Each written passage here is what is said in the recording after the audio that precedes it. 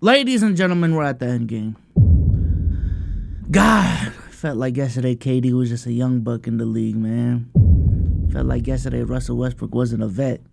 Felt like yesterday LeBron was young. LeBron's the oldest player in the league now, man.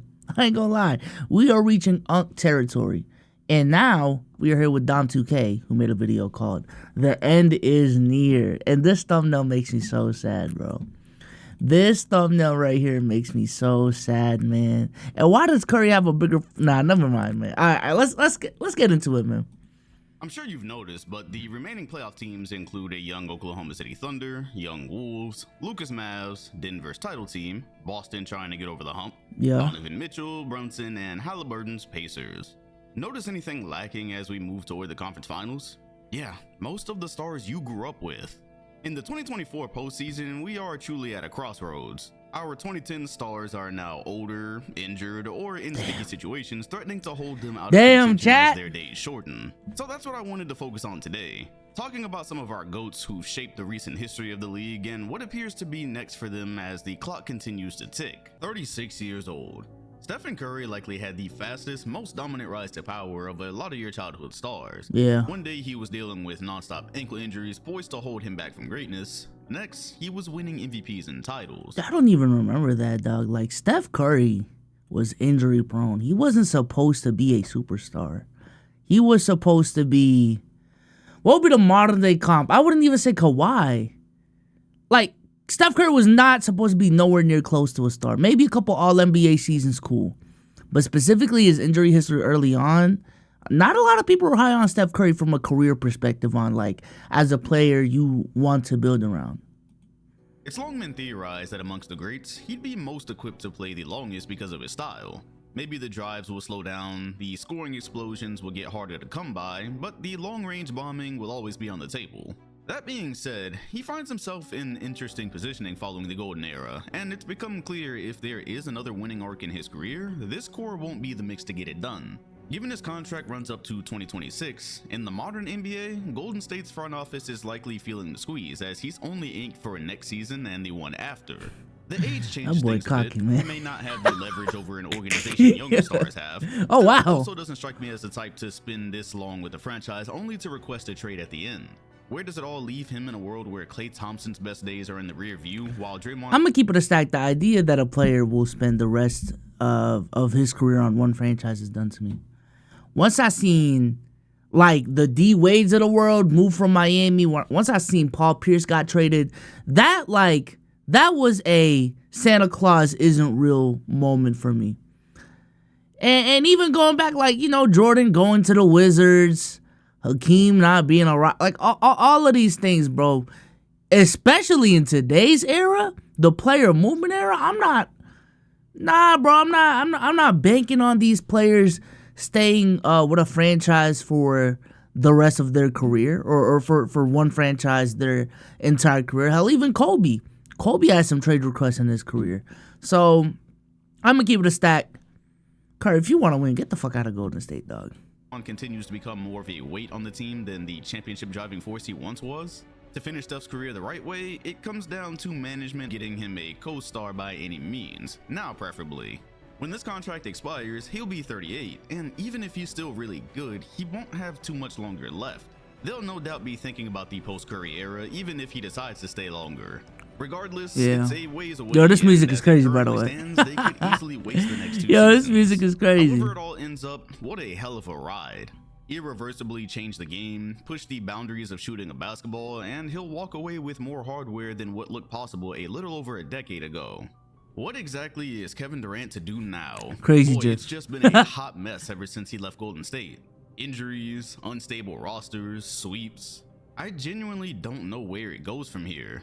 The Slim Reaper today finds himself part of a team who's practically bootstrapped to mediocrity with bad contracts and... Someone said this, KD is probably the only legend in NBA history that can't really claim any franchise as his home. Because the one franchise he spent the longest with, have they forgiven it? Hey, OKC fans, have y'all forgiven Kevin Durant? It has been 8 years. Y'all do have a great team with a great future. Are y'all just letting bygones be bygones and just enjoying what KD did for your franchise as it was, or is it still fuck KD? You know what I'm saying? Because I feel like even for the Celtics, like, when Celtics fans had a grudge at Ray Allen, at the moment it made sense, but in hindsight, like, Ray Allen did a lot for our franchise. KD's a little bit different. He's a better player leaving for a rival, which Ray Allen did do. But nevertheless, OKC fans, let me know what y'all feel about that, man. Very few ways to achieve contender status. Or is Golden State his home? I don't know. 36 when the new season I guess it's just iffy as to what his home is. For Phoenix till 26, who are moving on to their third campaign with him. You want to know what I would do if I was headed toward the end of my career, could still play at a high level, and was nearing the end of a deal on a team who desperately needs a way out? Yeah, he's no stranger to it. Get me out of here, please. Beal's contract is going to end up being one of the worst deals ever, while Book is stuck until 2028. Let me tell y'all what I really want to see from these old heads, man. Because I do hate the fact that these players have insane longevity and are wasting the ends of their career on bad franchises. Hey, listen, man. Banana boat it up. I can't lie. At this point, man, banana boat it up. Let's get one last hurrah from our old heads. Put KD, put Steph, and put LeBron on one team. What team is that going to be? I don't know. Golden State, LA, hell, Phoenix. I don't know. But I want to see one last hurrah from my childhood heroes. It'd be highly beneficial for both sides to sell while Durant's value is probably the highest it'll ever be. I'm just not sure I see the logic in looking at this roster, at least one last try, and choosing to run it back just to waste another year of Book's prime. They'd also be wasting another year of precious time while they currently have no clear direction for the future. If something pops up during summer we can't foresee at the moment, by all means, go get after it again. I personally have seen everything I need to see in Phoenix, and something tells me KD has too. Unfortunately, this isn't a sentiment you'll hear from Matt Ishbia. To wrap up the season, he went out with a bang, stumbling over himself to reporters about how there are 26 other teams who'd straight up swap places with the Suns as a franchise, picks and all. Let me tell y'all this, because I talked about the Suns already before this interview came out. This interview right here told me exactly everything I needed to know about this franchise, dog. No accountability. Them firing Frank Vogel was unjust in my opinion. Now I will say this, Mike Budenholzer is a better fit than Frank Vogel, so I guess they made the right decision in turn. Because I always talk about, like, yo, if you're about to fire someone, you better have someone that's going to be better for the job. You can't just fire someone in a vacuum, you know what I'm saying? Or at the very least, like, that coach has to be so bad that literally anyone else would be better. They did find that, so I'll give them credit on that front. But the way James Jones spoke on the podium, the way Matt Ishbia spoke on the podium, he didn't take any accountability for the front office moves that they made, the personnel that Frank Vogel had to work with, the personnel that KD had to work with, and D-Book had to work with. And that says a lot about this franchise, specifically from a managerial perspective, that their front office cannot take accountability for their actions.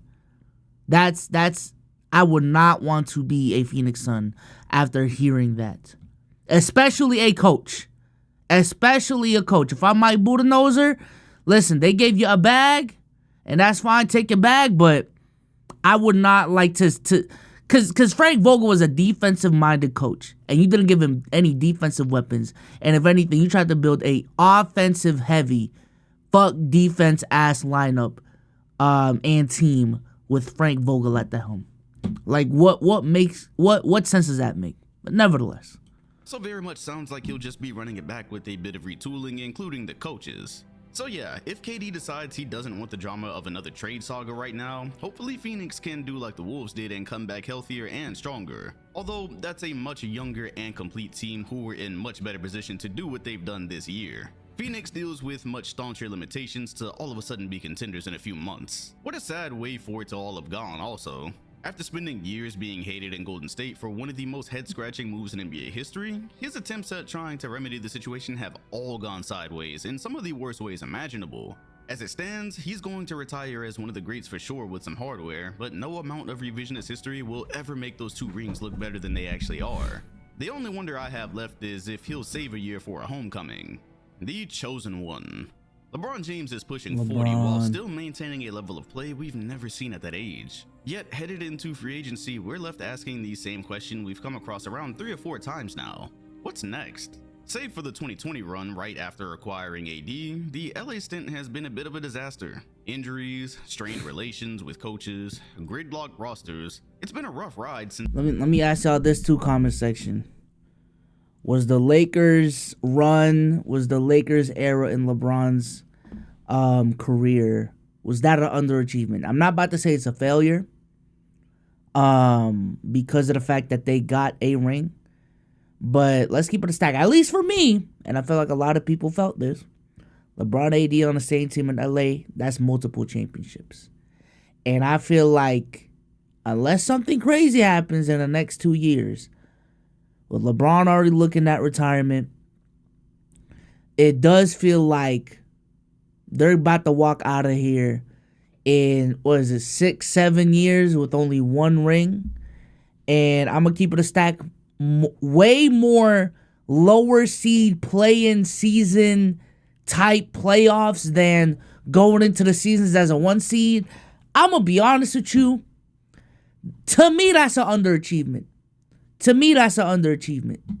Since the turn of the decade, now he's got a chance to choose what he wants. With the player option, he could stay in LA. The front office could try and make another splash over summer to shake it all up, and he could go out contending the way few top players ever have. This is the only scenario I see in which he re-ups with Los Angeles. The recent news also helps because allegedly his goal is to run 2 more years, and now the front office is interested in drafting his son. Sure, he's older and doesn't have much left to chase, but I find it hard to believe he's going through the rigors of keeping a 40-year-old body in tip-top shape just to embark on another hopeless venture. As a matter of fact, LeBron hasn't chosen to just sit and watch a team fully fall apart many times in his career at all. It does beg the question though, a very similar question I had in 2018. Where could he even go with the current circumstances to really move the needle? Who can afford him and a contending roster on this short of notice? Is he interested in starting a new chapter this close to the end instead of retooling in LA and being able to get his son by his side? All in all, he's currently dealing with a roadblock in Denver, who I suspect to be one of the few Western teams capable of manhandling LA the way they have. Denver is also not going anywhere anytime soon from the looks of it, and neither is anything else currently developing out west, so yeah, I'm just totally unsure what he wants and what he'll go on to choose. Whatever it may be, this time we're for real. The fuckery cannot go on too much longer. He's acknowledged it, we know it. Yo, Urkel tweet from 2015. Yo, that shit said LeBron is 30. This fuckery won't go on for much longer. Thank God. Oh my goodness. Now, mind you, this is before the finals of that year even started. Like, and he's a Warriors fan too. This is a crazy ass tweet, dog. What LeBron's gonna do moving forward, I think what LeBron is about to do, I think he's about to re-up with LA. I think he loves LA too much to leave, to be honest with you. I will say, with how much LeBron has been in the limelight, I don't know much about LeBron's personal life, but I personally feel as if LA is more of a home to him than Cleveland now. Like Cleveland is going home for Thanksgiving. That's where you go, but you're home for real, where you feel like you're in your bag. I feel like for LeBron, that's LA. That's LA at this point, man. So I feel like he's going to stay in LA, and I think he will try to play with Bronny. Is that the right decision for Bronny? I personally don't believe so. I do think the Lakers are going to continue to retool around LeBron James. I think the Lakers are going to keep LeBron James around just for the fact that he's LeBron. You know what I'm saying? Like, at the end of the day, this is a business. At the end of the day, having LeBron is a luxury. And I think they're going to pull the same shit they did with Kobe. And listen, gang, fuck the next 2 years. We're riding out this LeBron era, selling as many tickets as we can. We'll worry about the future when it gets here. But yeah, we got LeBron. He's going to retire a Laker. Period, point blank. That's just it. We're LA. That's what we do. Is that a crux of the Los Angeles Lakers? Absolutely. Can they even, are they one of the few franchises that can afford something like that? I personally think they are. I think Los Angeles will always be a free agent star destination. So them building that culture. I do think they're underrating it. I do think if I was the Lakers management, that I would probably want to try a proper rebuild for once. In how many years? I don't even know. I would like to do that, but in terms of what they're actually gonna do, they're not about to do that shit, man. They're about to ride out this wave. This is the twilight. The 2024 summer decision will shape the very ending of LeBron James's career. After the firing of Darvin Ham, if it were legal for player coaches to still be a thing, I would definitely want LeBron James in that position. It'd be a fantastically interesting way for him to go out. James Harden has had one of the weird... Also, before we go out of LeBron, the Lakers are dumb in terms of the coaches they're looking at for that head coach job, bro. I am so disappointed that it looks like, at least from the reports I've been seeing, the final two coaches that are going to be running are J.J. Redick and James Borrego, I believe is his name, the coach for the Hornets a couple years ago. James Borrego. These two guys are going to be the head coach of the Los Angeles Lakers from the reports that I've been seeing. And I am so disappointed in the Los Angeles Lakers. And I'm gonna keep it a stack. I'm really looking at it, dog. If Darvin Ham didn't lose that locker room, I would honestly rather have Darvin Ham than these two guys right here, dog. And this is no disrespect to them, just because I feel like they're good coaches. I feel like if JJ Redick was to become a head coach, I think he would be a good head coach, given the proper time for him to develop into the coach that he can be.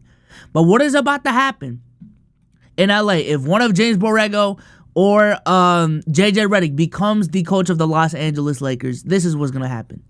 They're about to hire a coach. Let's just go with James Borrego. That's only been a coach in the league for 4 years. And it was a head coach in the league for 4 years, and it was for the Charlotte Hornets, where he didn't do jack shit. Okay? So I'll give him credit on that from he has been a head coach. But again, if you're about to retool around LeBron and AD, you guys will have championship expectations from the jump. From the jump. And in year one, this guy who's only been the coach of the Charlotte Hornets for 4 years and honestly didn't do much is about to be tasked to coach the Los Angeles Lakers all the way to a championship ring. Not just a finals appearance, but a championship ring. And when he isn't equipped enough to do that job because he hasn't had the prior experience to do so, we are about to sit here 12 months later and scapegoat James Borrego and say the Lakers should fire him when again, and may even stretch it to, hey, LeBron's a coach killer, when again, y'all gotta stop hiring inexperienced coaches to coach LeBron James. I don't know. Like I've seen the coach killer that might be its own video. I've seen the coach killer conversations. Shit is annoying as fuck because I think it's a case of correlation doesn't equal causation.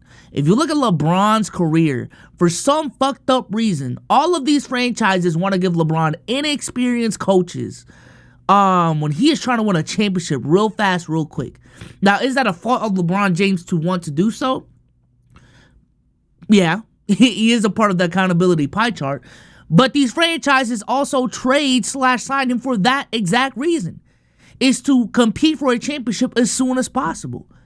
So in that conquest, why are you giving him a David Blatt?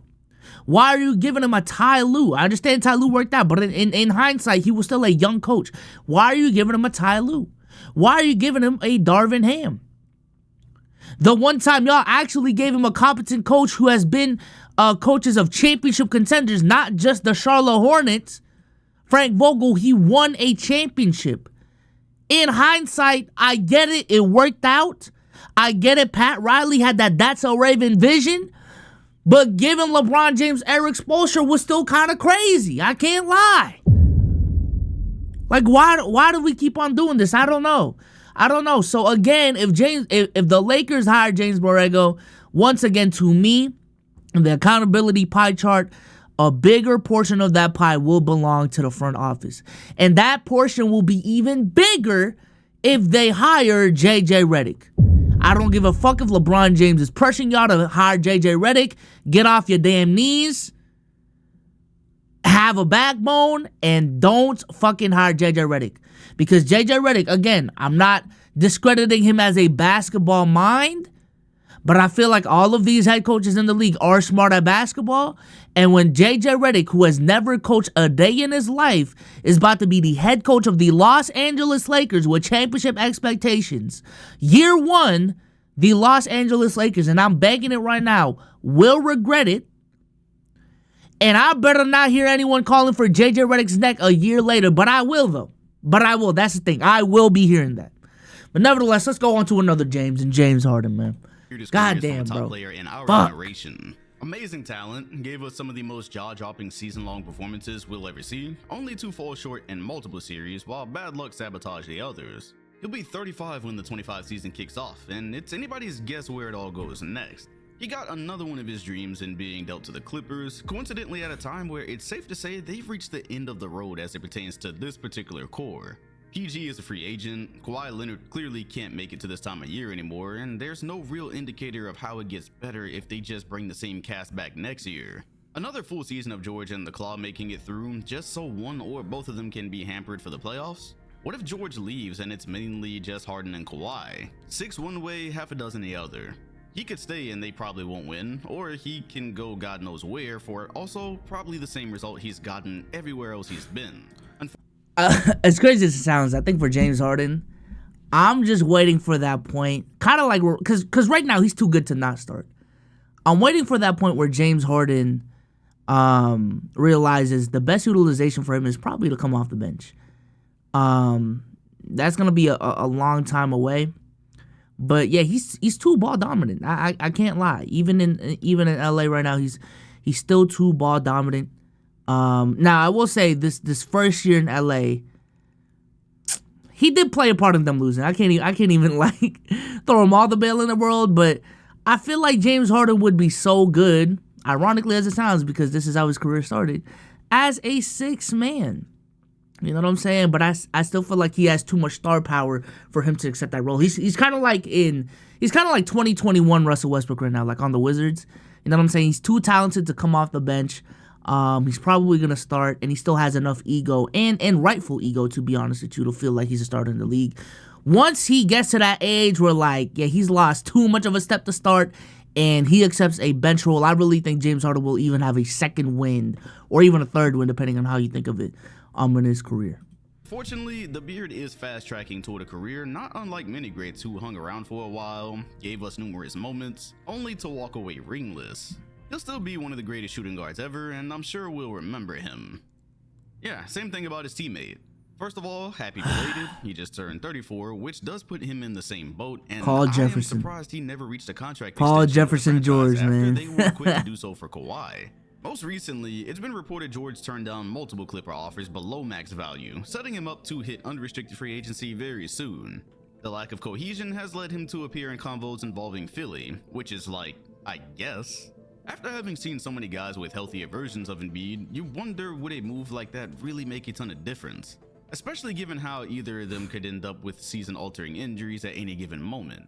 If LA manages to hold on to him, we're doing the same song and dance we've done for 5 years now, crossing our fingers in anticipation for a healthy playoff run that absolutely doesn't appear to be in the cards any longer.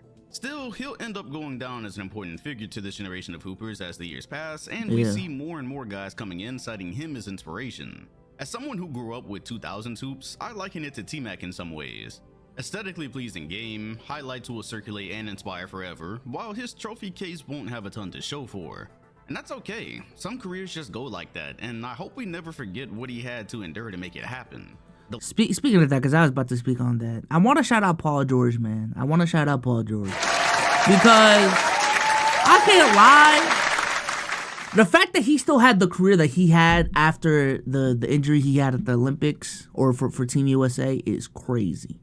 It's crazy. I think y'all need to remember, bro, the way the NBA and the NBA community was hyping up Paul George in Indiana in 2013, 2014. I'm going to keep it a stack.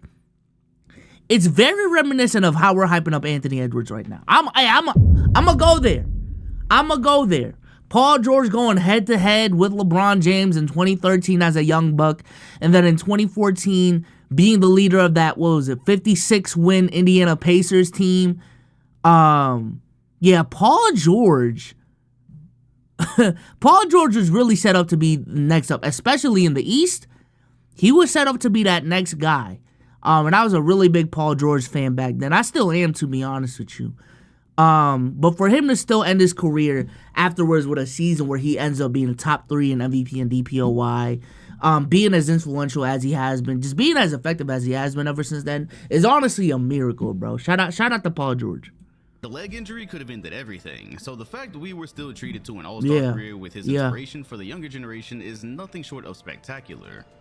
His wingmate exists along a similar spectrum, except he was able to finesse multiple awards before seemingly running out of gas. Kawhi Leonard is in an increasingly peculiar spot. Known for missing games at any given moment, Tyronn Lue entered this campaign remarking how they'd respect the regular season and ensure there was continuity before the playoffs, unlike previous years. In return, Claw showed up for 68, the most since 2017 when all these issues started. Then, right as the postseason was on the horizon, he quietly exits the lineup, starts getting treatment, and we get all these non-specific headlines about his condition going forward. Again, bro. He was not ready for a postseason run, effectively making it 4 years since we've seen him play uninterrupted playoff basketball. Can we be honest? He's about to be 33 going on 40, sustained some type of ailment just about every season, and we've got no current clue what his roster looks like going forward. The extension also brings him to 2027 where he'll be making $50 million. Yeah, looking at him gives me eerie Kevin Durant vibes when he signed an extension super early only for his star support to abandon him. Seeing how this looks likelier by the day, and he's all but solidly proven his body just can't hold up for another title run, your guess about his future is as good as mine, but it appears his best days have officially come and gone. If you think it's going to feel weird, I'm gonna keep it a stack. I don't know if like the frame of mind of these stars have changed because of the longevity that we've seen from specifically the 4 of Steph Curry, KD, LeBron, and James Harden. But the idea that you need to play now until your late 30s to retire, I understand the financial incentive is there because, hey, they're handing out bags, like big bags, as long as you're still effective at the age of 33. So maybe that's the only thing justifying this. But I don't think everyone is built to play that long. And I don't think every single NBA legend, NBA star should force themselves to play that long. Like, if your body ain't holding up till 35, you can call it quits at 35, bro. You know what I'm saying? And I'm specifically talking to Kawhi and Joel Embiid. Like, if your body is not holding up, you had your limelight, dog. Like, and we don't really, I feel like we don't need to see players, you know, spend their ailing years in the league on bad teams, barely able to walk on the court, bro. Just while you're still healthy, and even that is already in question because of the injury history that you got, just call it quits early, bro. No shame in that. No shame in that. And especially for a guy like Kawhi, would another ring change his legacy? Probably not. I'm gonna keep it a stack. Like, some people already have Kawhi Leonard in their top 20 with his current resume. Does adding another ring put him in that top 10 category? I don't think so. Joel Embiid, I think, will benefit from a ring heavy, or at the very least a finals appearance. But nevertheless, dog, I ain't gonna lie. Y'all are multi-millionaires. Y'all have made like 9 digits in y'all career already. Y'all are already certified as some of the best players to ever walk on a basketball court. There does become a point where, like, you don't need that ring gang. Just spend time with your family, you know? Weird to look back at Kawhi's career because of how we perceived him and how these stats won't match. Imagine the Jimmy Butler discourse coming up. Don't look now, but his time in Miami is feeling short, as is what's left of his career potentially. Given his attitude toward basketball that isn't playoff related, you'll look at his award case and see nothing. There'll be remnants of some second and third teams, of which will do almost nothing to help describe how nuclear he was capable of going in the playoffs. Therein lies the problem, and something which has clearly gotten under Pat Riley's skin. 5 Miami Heat seasons have yielded 2 All-Star campaigns, 2 finals appearances, and a good bit of finishes near the bottom of the East, causing any potential runs to be very last-minute affairs. This wouldn't be such an issue if the roster would have had any chance in hell of actually winning their final series. Instead, we've basically spent the years watching him miss games, perk up near playoff time, and repeat. It brings us to present day where he's hunting an extension Riley doesn't seem to be fully on board with. If you'll remember, the Godfather didn't even budge when Dwayne Wade got to this point, resulting in him leaving. That is true. Barely a week ago, that is true. About Jimmy to the press, Riley quipped how he should shut his mouth if he's not on the court. I don't know about you, but those are fighting words with some heavy decisions looming. But I will say this again, all seriousness, all troll aside. Like, Jimmy Butler has done a lot for that franchise. And let's not joke about how good Jimmy is in the playoffs when he's healthy. But again, this era right here, in my opinion, is already capped off. And if anything, has overachieved. Keep it a stack.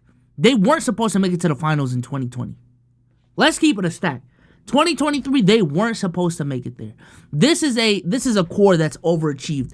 And with them overachieving, it still hasn't amount to a championship. The only time they had championship expectations, going into the playoffs, with a chance to realistically win the championship, to be honest with you, was 2022. And they couldn't make it past the Eastern Conference Finals that year against my C's. But nevertheless, going into the playoffs, being underdogs and trying to be a Cinderella run can only be entertaining so many times. You know what I'm saying?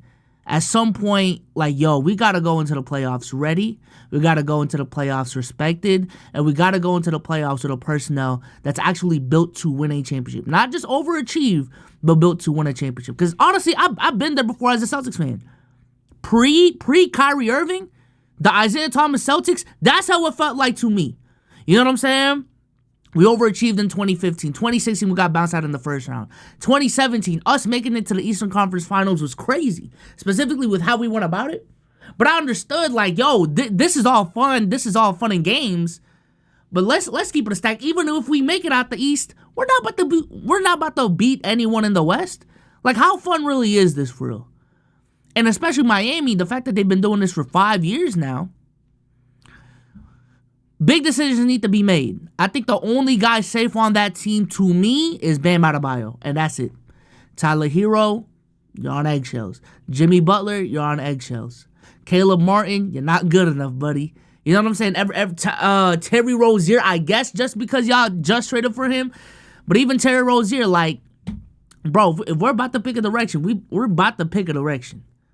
Butler absolutely should be chasing a retirement check, while the Heat should absolutely be skeptical about giving it to him. Again, save for the finals appearances, a majority of these seasons have felt like a slightly altered version of the same script. Injuries, low seed, potential to upset their way through the East, repeat. If you're Miami, you've got to be asking how much sense cashing Butler out right now even makes. Unless you finally got some mega deal in the bag to bring in a new star, go ahead and pack up the idea of winning with a squad exclusively centered around him and Bam. And also, if this last extension is a thank you Jimmy Butler extension, hey, I'm gonna pull a Draymond Green. They don't love you like that. You ain't Kobe. You know, you're not D Wade. Let's keep it with Miami. You're not D Wade. If I'm Miami, yeah, I'm hesitant. Never that great, and it ain't getting any better with age. The other question I have is, are you even capable of bringing in a star without gutting the roster while Jimmy is still there? This is literally the only scenario making any sense in my head. And if all else fails, contract talks break down causing Jimmy to jet, where does he go? Back to Philly? Is another team with less flexibility going to move mountains to fit him in as he crosses his mid-30s? Whatever happens, he needs a ring at some point to match how good he actually was. Kawhi was able to stack those depoys along with winning titles, so his finishing totals won't speak for his career. Jimmy, on the other hand, at this rate, we're going to be stuck telling people about that one time he leaned over after carrying Miami in a finals game, alongside his ballistic run against Milwaukee and Grant Williams. I will say this. I think in terms of looking at the new gen, it's even gone as this far. I found the new Jimmy Butler, Paul George debate, y'all. Do y'all remember those years? It honestly still goes on to this day. Who is better right now, Paul George or Jimmy Butler? I swear to God, that answer changes every fucking month to me. That changes every single month to me. One guy's underperforming, the other one's going ballistic. And it's like a give and go every single year of who's better. I think the next gen version of that is the Donovan Mitchell, Devin Booker conversation. Who is the better two guard between Donovan Mitchell and D Book? Because that's what I got for the last 3 years. I've been switching my answer. Honestly, 4. For the last 4 years, I've been switching my answer as to who's better between D Mitch and Donovan Mitchell. D Mitch and Devin Booker. And right now, this current moment, I'm leaning towards Donovan Mitchell. Earlier in this season, I was leaning towards D Book. The majority of the season, I was probably leaning towards Donovan Mitchell. A lot of last year, it was probably Devin Booker. You know what I'm saying? Like, that whole conversation is just so interesting to me. And I still think those two guys have a lot to give to the league. And they're also players that, like, as good as they are, they probably peak, like, outside of the top 10. And I think it'll continue to stay that way in the NBA. So I really do think for this next generation, that Donovan Mitchell, D-Book. Let me know who y'all think, man, in the comment section down below. Donovan Mitchell or D-Book, who do y'all think is better? The way I feel about Joel Embiid is oddly similar to the perception of PG.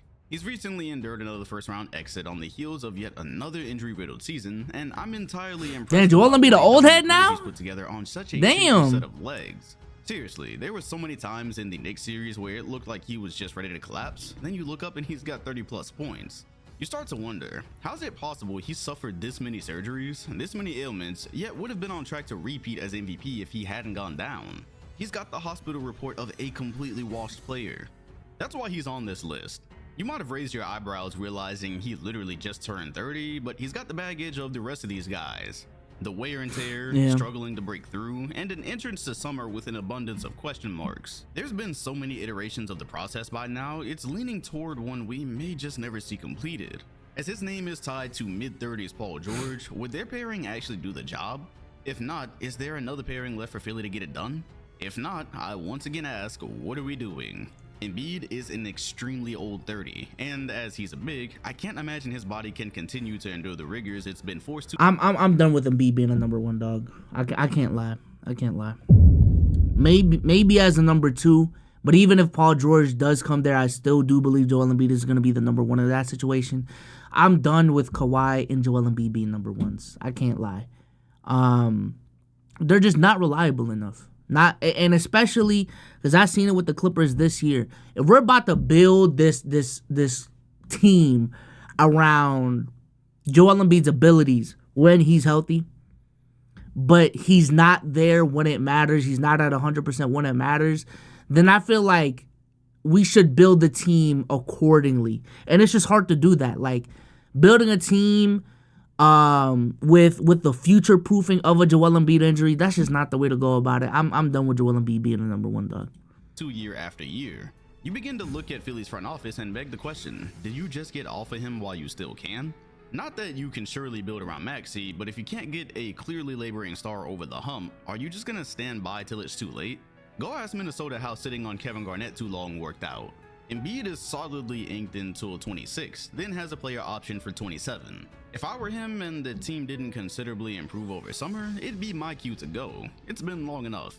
If I were the front office and found myself unable to significantly change the roster, I'd want to sell high. Point blank, period. Those are my thoughts about the future and what could be in store for these stars who, one way or another, are probably on their way out. I'm gonna keep it a stack though. A lot of these franchises are too stubborn to actually do the moves that they need to make. From the Lakers to the Clippers to the Suns to the Sixers. Did I miss another team? The Heat. I actually don't think the Heat are stubborn. So the Heat, they might actually trade Jimmy Butler. But everyone else, those 2 LA teams, the Warriors and the Suns, I truly think they're thinking in their heads, man, we got so-and-so, we just gotta, retool and give it another shot. Mind you, 4 teams are thinking that, and only 1 team wins a championship every single year. Like, I'm telling you, it's not gonna work out. And at this point, if I'm the old heads, banana boat it up. Let's get one last hurrah. Now, if that team loses, which honestly, I still feel like that team can. Hey, man, new gen is here. New gen is here. With that being said, though, shout out to Dom2K for the video. Links to his video will be in the description down below. And I'm going to catch you on the next one, man. Peace. Shout out to the old heads, man. Love y'all. Peace.